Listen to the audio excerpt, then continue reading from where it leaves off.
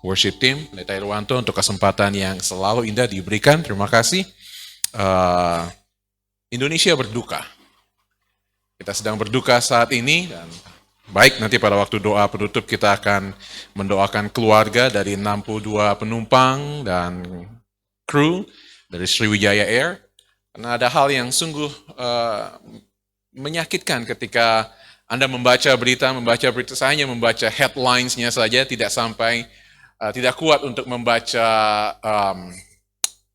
cerita mengenai ayah, suami yang istri dan ketiga anaknya ada di dalam pesawat tersebut. Tidak sampai hati untuk membaca bagaimana satu keluarga besar dengan 18 orang harus kehilangan 18 orang anggota keluarga tersebut. Ada hal-hal yang luar biasa.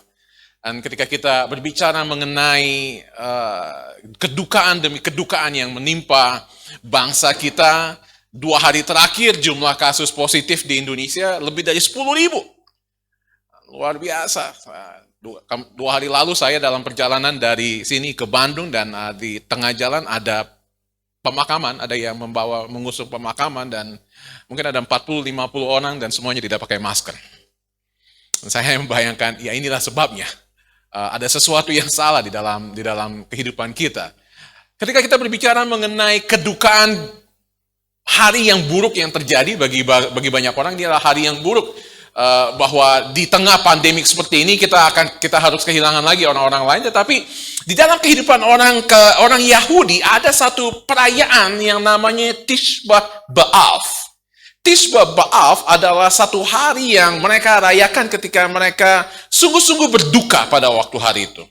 Tishba B'Av dirayakan pada hari ke-9 dari bulan Av, biasanya antara Juli atau Agustus, di dalam kehidupan orang Yahudi, dan mereka selalu memperingati hari ini berhubungan dengan sesuatu yang buruk yang terjadi di dalam sejarah bangsa Israel. Misalnya, mereka tahu bahwa pada tahun 586 sebelum Masehi, pada hari ini Tishba B'Av adalah ketika Raja Babel Nebukadnezar mengepung Yerusalem dan menaklukkan Yerusalem. Dan ada tahu cerita selanjutnya, Daniel dan kawan-kawan dibawa ke Babel dan ada 70 tahun pembuangan di sana. Mereka juga mengetahui memperingati hari ini karena pada hari itu, hari Tishba B'Av, pada tahun 70 Masehi, Kaisar Titus memimpin pasukan Roma yang besar mengepung Yerusalem dan menaklukkan Yerusalem. Dan sejak saat itu mereka tercerai-berai ke berbagai pelosok dunia ini.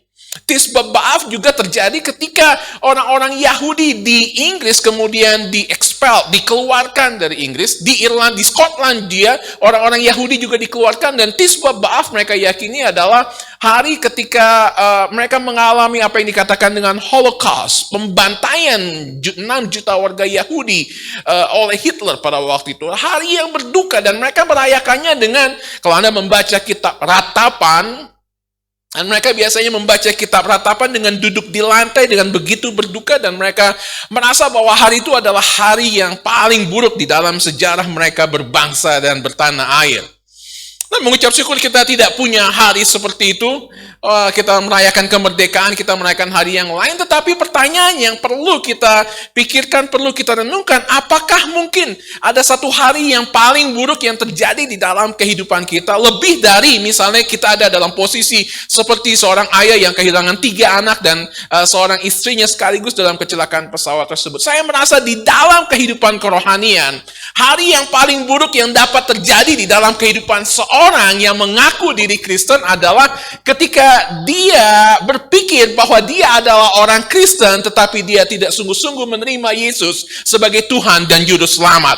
Hari yang paling buruk di dalam kehidupan seorang yang berpikir bahwa dia adalah anak Tuhan, dia datang berbakti di dalam kegiatan gereja, dia menyanyikan lagu dengan mengangkat tangan, dengan hati yang terangkat, kayaknya terangkat, tetapi kemudian dia tidak sungguh-sungguh tahu bahwa dia memiliki Yesus sebagai Tuhan dan Juru Selamat atau tidak. Hari yang paling buruk adalah ketika orang membaca Alkitab, ketika orang mengatakan dirinya Kristen, tetapi tidak meyakini bahwa ketika dia mati nanti, dia akan menghabiskan kekekalannya di surga atau di neraka. Dan saya yakin itu adalah hari yang paling buruk yang terjadi dalam kehidupan seorang. Oleh sebab itu, ketika kita membuka 1 Yohanes 1 ayat 5 dan kita berbicara mengenai bertumbuh melalui persekutuan dengan sesama. Minggu lalu Pendeta Irwanto mengatakan bahwa kita berdoa bahwa tahun ini adalah kita akan memancarkan kasih Kristus kepada banyak orang.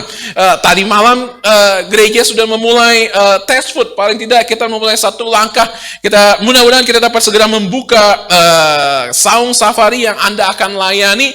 Dan kita mau melangkah terus untuk memancarkan terang. Dan apa yang baru kita baca di dalam 1 Yohanes pasal 1 ayat 5 sampai 10 adalah hal-hal yang menarik yang dapat kita pelajari ketika Rasul Yohanes di dalam situasi hidupnya sebelum dia sampai ke Pulau Patmos. Dia berada di kota Efesus dan dia menulis surat ini kepada orang-orang yang sedang mengalami pergumulan, orang-orang yang sedang mengalami pergumulan. Dan di dalam, kalau kita melihat 1 Yohanes, ada beberapa hal yang dapat kita bercermin dari ayat-ayat tersebut.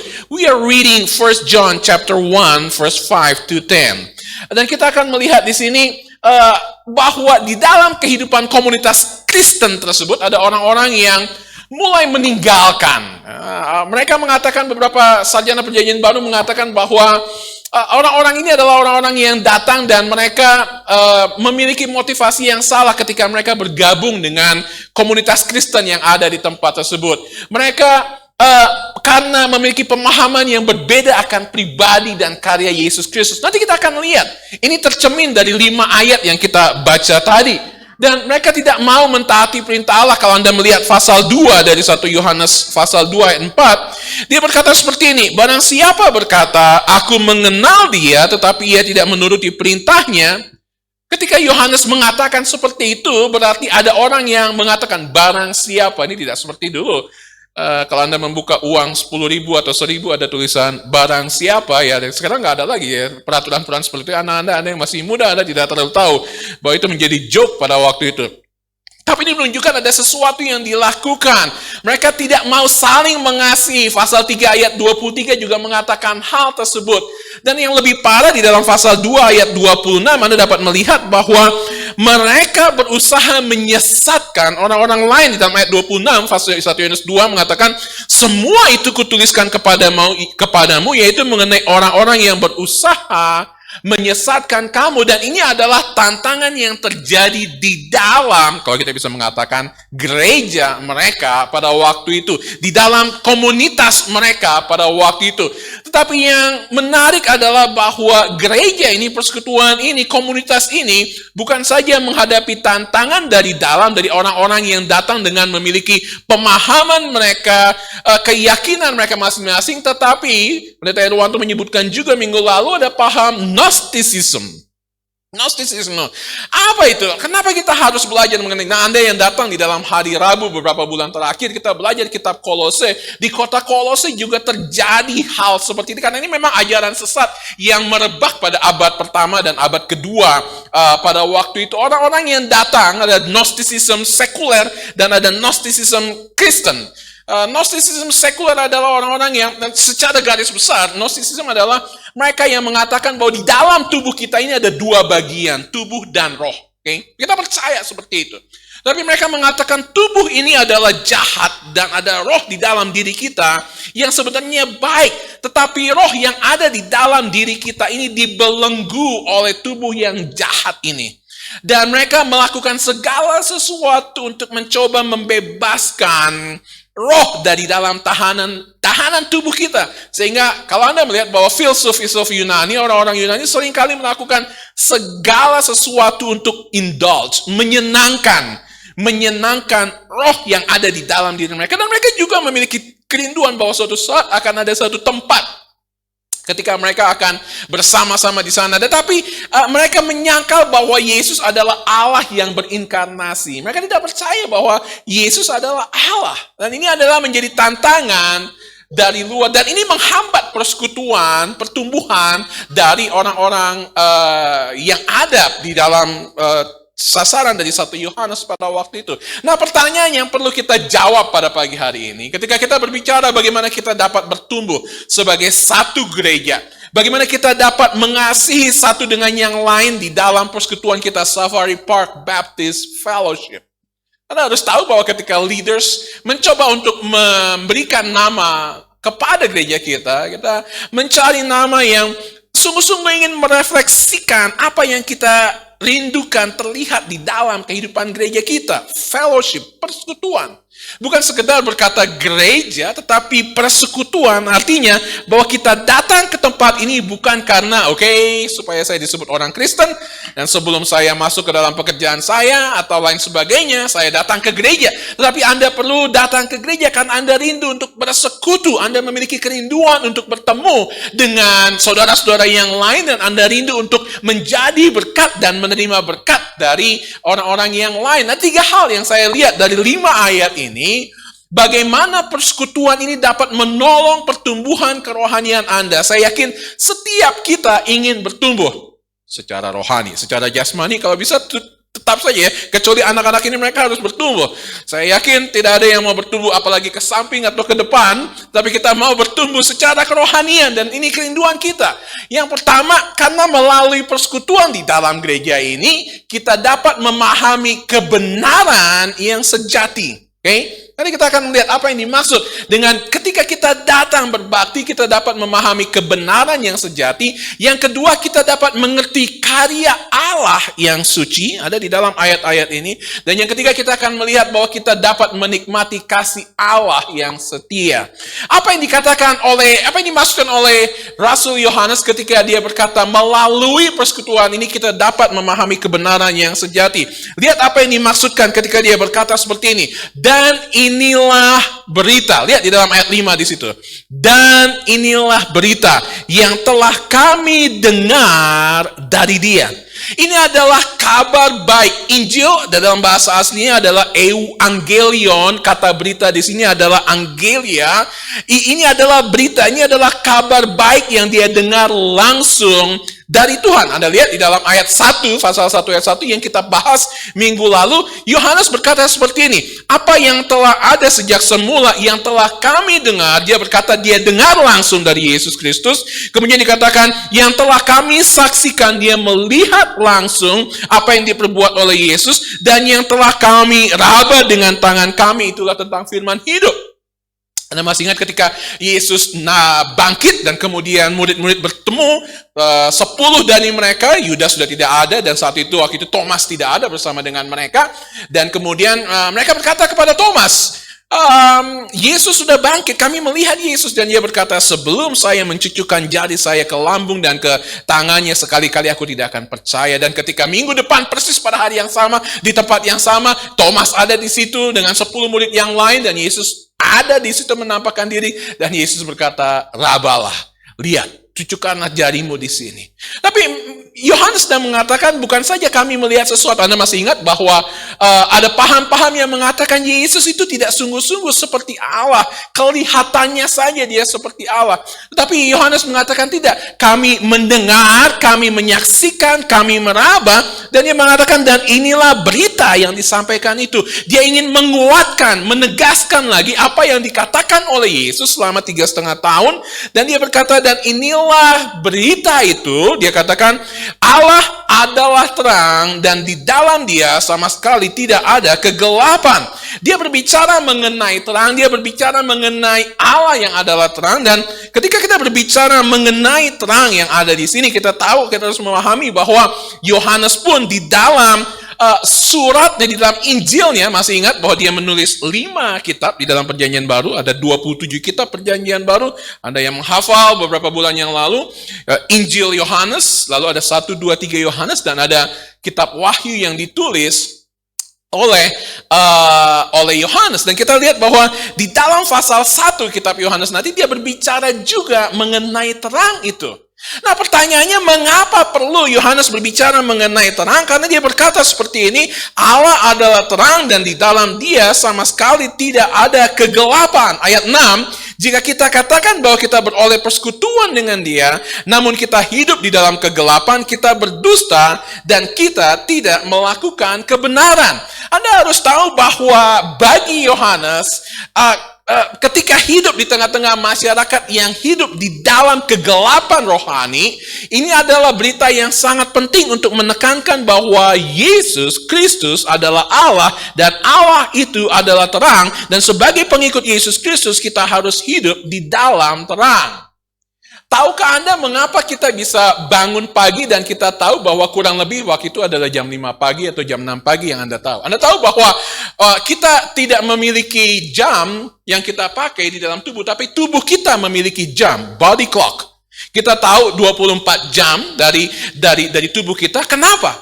Di dalam bagian otak kita di depan bagian sini ada yang satu sel kecil yang namanya suprachiasmatic nucleus. Kita tidak dapat melihatnya dan ini sangat kecil sekali, tetapi bagian kecil ini adalah bagian yang menerima cahaya setiap pagi ketika Anda bangun pagi.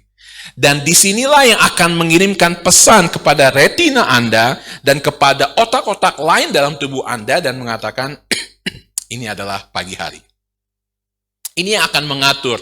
Ini adalah body clock Anda, jam tubuh Anda.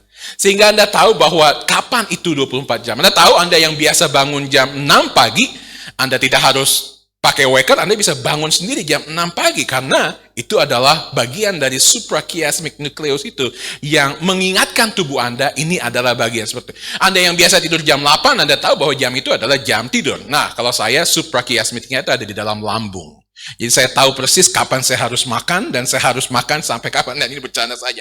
Tapi Anda tahu ada orang yang memberikan, orang melakukan eksperimen. Ada orang yang melakukan eksperimen dengan mengatakan seperti saya mau menaruh satu orang di dalam satu ruangan yang amat sangat gelap. Dan kita akan melihat apakah dia dapat tahu, body clock-nya ini dapat mengatur waktu. Dan dicoba orang ini masuk ke dalam satu ruangan yang amat gelap dan dibiarkan di situ ada makanan tentu saja dan lain sebagainya. Tapi dia tidak ada terang yang masuk ke dalam ruangan tersebut.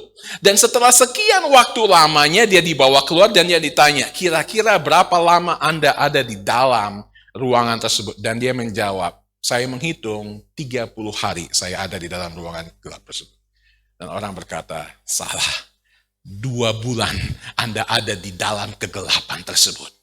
2 bulan. Kenapa dia tidak bisa menyadari bahwa dia sudah ada selama 2 bulan? Karena suprachiasmatic nucleus ini tidak menerima cahaya apapun yang dapat mengendalikan seluruh sistem di dalam tubuhnya mengenai waktunya.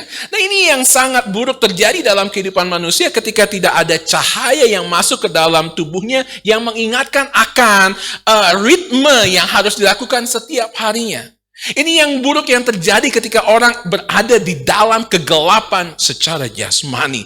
Tahukah Anda apa yang lebih parah lagi daripada berada di dalam kegelapan secara jasmani? Berada di dalam kegelapan secara rohani dan tidak pernah melihat terang secara rohani tersebut. Dan tidak tahu, dan dikatakan kita tahu bahwa Allah adalah terang, tetapi kita menikmati hidup di dalam kegelapan. Anda berbicara dengan mereka yang kecanduan, Anda tahu bahwa karena mereka tidak pernah menerima terang, mereka tidak tahu apa itu salah dan apa itu yang buruk. Saya memiliki teman yang baik pada waktu belajar di seminari bersama-sama, dan anak-anaknya, dia punya anak yang sudah remaja, waktu itu umur 17-18 tahunan, dan kemudian dia juga memiliki anak-anak yang kecil yang umur 6 dan 4 tahun pada waktu itu. Dan ketika kami berbicara dan ini mahasiswa seminari, ini masuk kita, dan kami bicara, dan dia berkata, ya kami akan merayakan pernikahan kami yang ke-10. Dan saya melakukan matematika. Lu punya anak yang sudah umur 17 tahun, tapi baru merayakan pernikahan yang ke-10. Dan kemudian karena sudah semakin dekat, baru kami berani bertanya, kok bisa sih baru 10 tahun kawin, tapi udah punya anak yang umur 17? Dan dia berkata, well, waktu itu kami hidup di dalam kegelapan. Dan dia tidak malu untuk menceritakan kesaksiannya. Dia berkata, kami hidup di dalam kegelapan, kami berdua pacaran, kami tidak tahu apa itu yang salah, kami tidak tahu bahwa itu adalah dosa hidup bersama-sama, dan kami punya anak. Tetapi setelah kami tahu segala sesuatunya, kami bertobat. Dan ini yang menunjukkan kepada kita bahwa ketika orang hidup di dalam kegelapan, Orang tersebut tidak tahu apa yang benar dan apa yang salah. Tetapi kemudian Yohanes berkata, kamu harus hidup di dalam terang karena di dalam Allah, Allah ada di dalam terang dan kita berada di dalam. Dan ini juga yang ditulis oleh Yohanes. Ingat Injil Yohanes dan kita sedang membaca 1 Yohanes. Dan Yohanes ketika mengawali Injilnya dia berkata, di dalam dia ada hidup dan hidup itu adalah terang manusia. Terang itu bercahaya dan di dalam kegelapan dan kegelapan itu tidak menguasainya. Tetapi pertanyaannya adalah mengapa banyak dari kita dikuasai oleh kegelapan? Kita harus hidup di dalam terang tetapi kita tidak tahu bahwa itu adalah dosa. Datanglah seorang yang ditulis oleh Allah namanya Yohanes. Ia datang sebagai saksi untuk memberikan kesaksian tentang terang itu. Berbicara mengenai firman, berbicara mengenai Yesus supaya oleh dia semua orang menjadi percaya. Tahukah Anda bahwa ketika Yohanes berbicara mengenai hal ini, dia juga mengingatkan pembacanya. Masih ingat? Saya kan Anda mengingat khotbah saya pada waktu Natal yang lalu.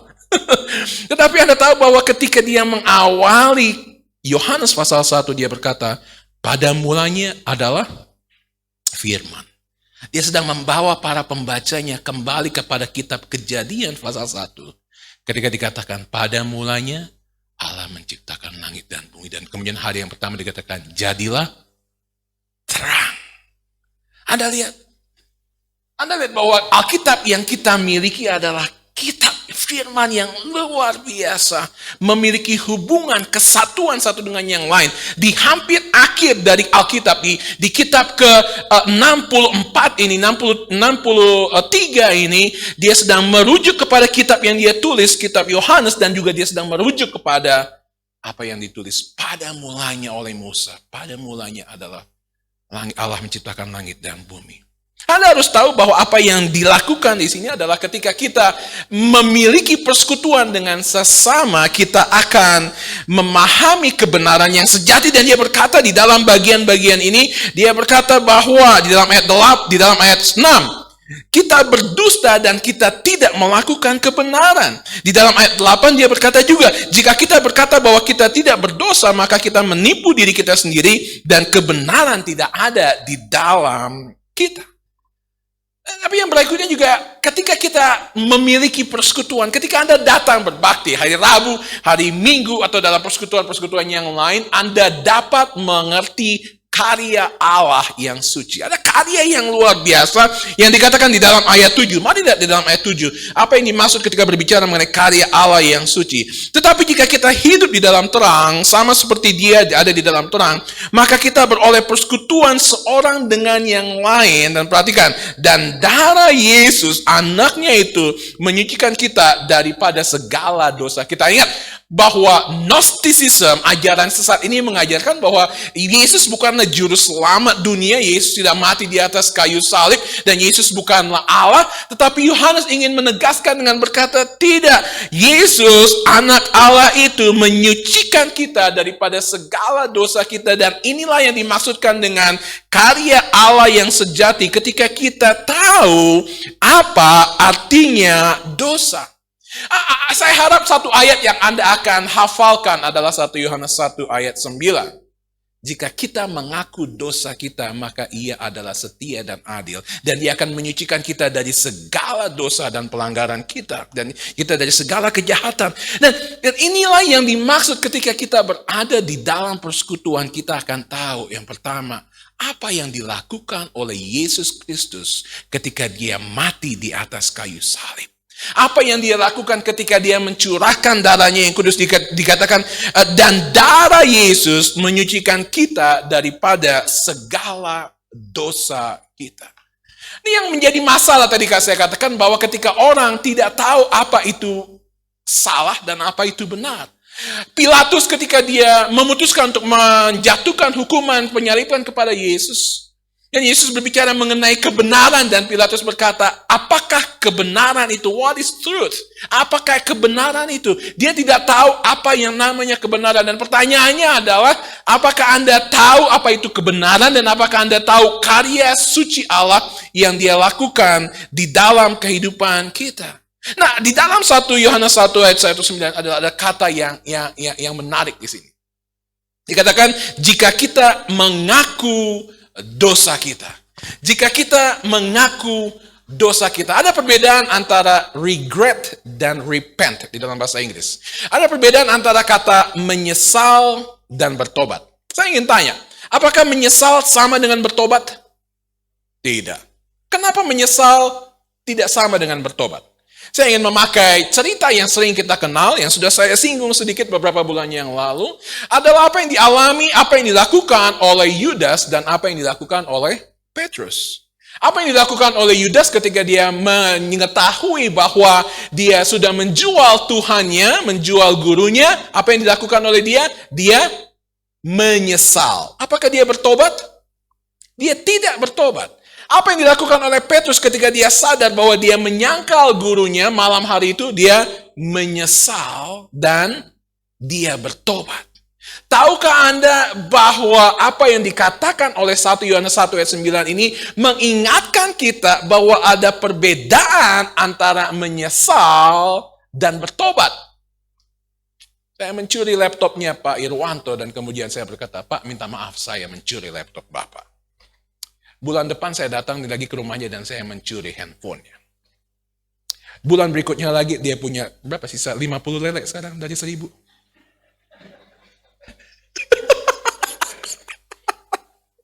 Kita perlu doakan gembala kita sedang berusaha untuk berternak lele. Dari 1.000 sisa 50 sekarang. Dia menangis karena kehilangan 900 lele. Kami di Bintaro sudah kehilangan 20.000 lele. Jadi saya berkata nggak ada apa-apanya. Tapi ada menu ikan lele yang enak. Nanti Ibu Ir udah masak ya, di kantin kita enak sekali. Tapi kenapa kita bicara mengenai lele? Saya berkata saya mencuri, tapi saya berkata saya menyesal, tapi saya tidak bertobat. Di dalam bahasa Ibrani kata alf di dalam yang mengatakan mengenai suf berbicara mengenai pertobatan. Atau kalau Anda melihat di mall-mall dulu ada toko buku namanya Metanoia, toko buku Kristen namanya Metanoia, ini adalah kata pertobatan. Artinya adalah Anda berjalan ke arah utara dan Anda tahu bahwa Anda salah dan Anda berbalik. Nah, sekarang kita tahu dengan Google Maps kita taruh dan kita tahu kalau kita salah disuruh putar balik, belok kiri atau belok kanan. Tidak ada satupun dari Anda yang mau menyetir dari sini ke Jakarta dan ketika Anda tahu Anda salah, Anda tetap terus jalan terus. Tidak ada satupun. Anda lihat Google Maps dan kadang-kadang Anda kesal, Anda matikan dan lain sebagainya. Ini yang namanya bertobat. Berbalik 180 derajat. Ingat, 180 derajat.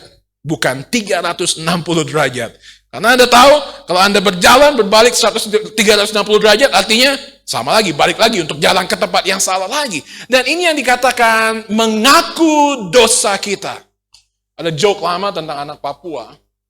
Nah, kalau Anda ada orang Papua, ini bukan untuk, ini hanya untuk lucu-lucuan saja. Anak Papua datang ke sekolah dan gurunya bertanya kepada dia. Demus, coba jawab dulu. Siapa yang tanda tangan naskah proklamasi? Tidak tahu Bapak. Pulang ke rumah. Sampai kau tahu siapa yang tanda tangan naskah proklamasi. Ya pulang, bapaknya tanya, Demus, belum jam pulang sekolah, kenapa kau suruh pulang? Tadi Bapak Guru ada bilang, saya tidak boleh pergi sekolah sampai saya tahu siapa yang, saya bilang, siapa yang tanda tangan naskah proklamasi. Lalu, ya kalau tidak bisa jawab, ya udah nggak bisa masuk sekolah. Demus. Kau tahu pendidikan itu penting sekali, sekolah itu penting sekali. Sudah, kau mengaku sudah, kau yang tanda tangan naskah proklamasi itu sudah. Homo legoo, mengaku, artinya mengatakan hal yang sama dengan apa yang Allah mau katakan kepada kita. Seringkali kita memiliki terminologi, kita memiliki pemahaman, kita memiliki definisi yang berbeda dengan apa yang dikatakan oleh Tuhan. Kita berkata, Tuhan boleh dong sedikit aja mencicipi minuman. Itu kan cuma sedikit. Nggak asik, nggak oke. Kalau saya nggak sama dengan teman-teman dan sedikit aja. Kan nggak apa-apa Tuhan. Tuhan bolehlah sedikit aja nonton itu. Kan nggak apa-apa. Hanya sedikit saja. Tuhan bolehlah hisap itu sedikit. Dan ini adalah apa yang kita berikan definisi mengenai mengenai dosa dan bukan sesuai dengan apa yang dikatakan oleh Tuhan. Dikatakan jika kita mengaku dosa kita, maka ia adalah setia dan adil. Dan ini yang dimaksudkan. Ketika Anda datang dalam persekutuan, Anda dapat mengetahui apa yang benar dan yang salah. Anda dapat mengetahui karya Allah yang sejati dan Anda dapat menikmati kasih Allah yang setia. Tahukah Anda ketika Anda datang ke sini dan Anda melihat bahwa Anda dapat memberkati orang lain yang ada di dalam ruangan ini, kita harus perbaiki attitude kita. Seringkali orang Kristen datang ke gereja ingin mendapat berkat, selalu datang ingin mendapat berkat, dan ingin mendapat berkat. Ganti attitude tersebut, ubah pola pikir tersebut, datang dan berkata, saya ingin menjadi berkat. Anda bangun pagi ketika hari Minggu dan berkata, saya mau datang, bukan saja saya akan mau menerima berkat Tuhan, tapi saya mau membawa berkat Tuhan kepada orang lain yang ada di dalam ruangan ini. Dan ini yang dikatakan menikmati kasih Allah yang setia. Karena dia berkata di dalam ayat 9, jika kita mengaku dosa kita, dikatakan maka ia adalah setia dan adil. Allah kita adalah Allah yang setia dan adalah Allah yang adil. Tetapi dia ingin kita mengakui dosa kita dan mengatakan apa yang sesuai dengan apa yang sudah dia sampaikan. Allah adalah setia dan adil ketika kita datang dan berjalan di dalam terang. Allah adalah Allah yang setia dan adil ketika kita hidup di dalam persekutuan bersama dengan orang yang percaya. Ada seorang anggota, ini cerita nyata, yang sudah lama tidak mau berbakti di dalam gereja. Dan pendetanya datang, mengunjungi dia, dan dia sedang duduk di depan perapian. Ya, kita tidak perlu ada perapian, karena kalau kita ada perapian berarti ada jagung di depan kita, betul ya? Bakar jagung. Tapi di Amerika, di daerah-daerah ada perapian, dan orang biasanya menghangatkan diri di depan perapian tersebut. Dan bapak ini sedang duduk di depan perapian. Pendetanya datang duduk di satu kursi yang lain, tidak berbicara apa-apa. Diam-diaman 15-20 menit dan pendeta itu menyaksikan api yang ada di dalam perapian tersebut. Dan pendetanya melihat bahwa ada satu kayu bakar yang keluar dari kumpulan yang terbakar tersebut. Dan lama-kelamaan kayu itu tidak lagi terbakar. Tidak ada api lagi. Padahal seharusnya kayu itu ada di situ untuk terbakar. Lalu kemudian pendeta itu mengambil kayu bakar tersebut dan menaruh kembali di atas api tersebut sehingga kayu itu terbakar kembali. Dia taruh di situ, dia duduk. Dan kemudian jemaat yang sudah lama tidak berbakti, tidak bersekutu tersebut dan berkata seperti ini. Terima kasih pendeta, khotbah yang luar biasa sekali. Saya akan berbakti hari Minggu nanti. Anda tahu apa maksudnya? Anda tahu maksudnya?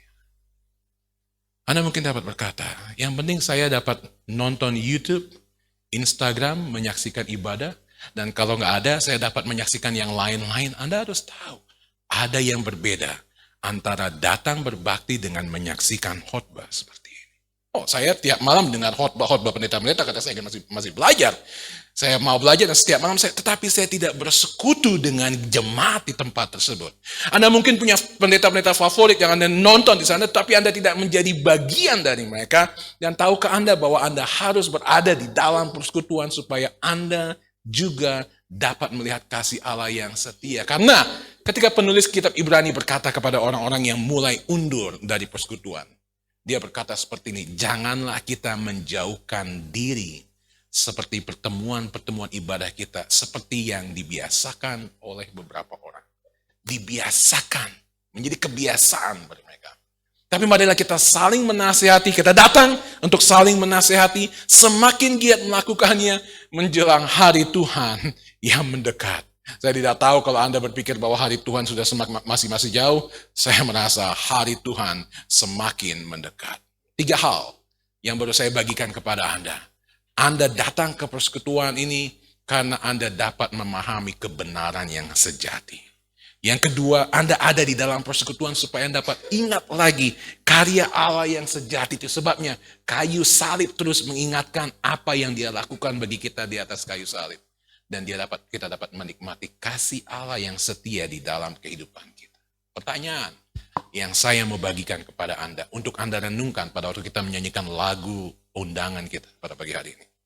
Seberapa rindu Anda bertumbuh di dalam persekutuan gereja kita. Kemarin setelah 6 bulan berada di sini, saya baru ada kesempatan untuk menyaksikan show. Jadi saya lihat Anggi dan Sylvie dengan anjing-anjing luar biasa, lucu-lucu semua dan lain-lain sebagainya. Dan kemudian saya lihat Novi dengan tim akrobatnya. Saya deg-degan. Mereka mungkin ketawa-ketawa di atas sana berpelintir-pelintir. Tapi saya deg-degan sendiri. Waduh, gimana kalau saya yang di atas sana, Pak? Kuatnya itu tali-talinya menangkap saya. Saya melihat ada kerjasama tim yang luar biasa di dalam tim akrobat tersebut. Senyum dan luar biasa. Dia nggak tahu kalau di belakangnya mereka berantem-berantem atau enggak gitu ya.